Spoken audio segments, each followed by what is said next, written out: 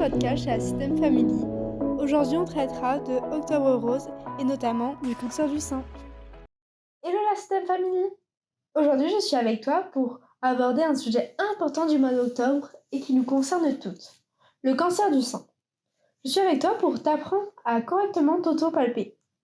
Mais avant toute chose, il faut que tu comprennes bien que l'autopalpation ne te permet pas de t'auto-diagnostiquer un cancer et donc cela ne remplace pas une visite chez le médecin. Par contre, elle te permet simplement de pouvoir déceler par toi-même une anomalie. Et cela facilite donc la prise en charge rapide dans ce cas. Mais quels sont les bons gestes à adopter pour réaliser une bonne autopalpation? T'inquiète pas, je suis là pour te guider. Donc d'une part, il faut que tu penses position.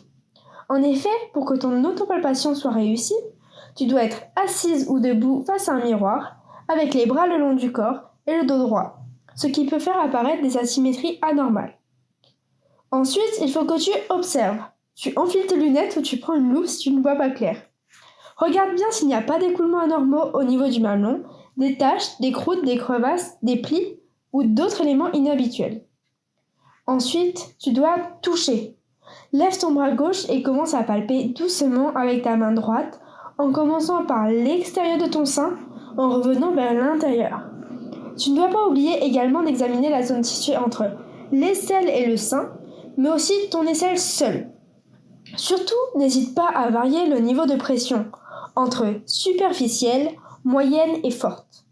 Fais de même avec les mouvements, que ce soit de haut en bas, en diagonale ou encore circulaire. En faisant cela, tu recherches quelconque douleur, de la masse ou des démangeaisons. Et surtout, n'oublie pas de faire la même chose de l'autre côté.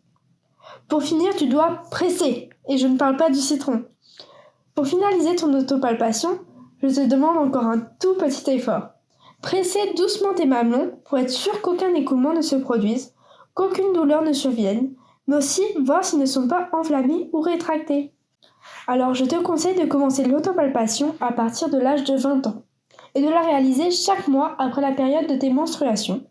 Cela ne te prendra que quelques minutes et est un signe préventif. Certes, je ne suis pas une spécialiste du service médical. Alors même si tu n'es pas sûr, rends-toi chez ton professionnel de santé. Il pourra davantage t'aiguiller et te rassurer.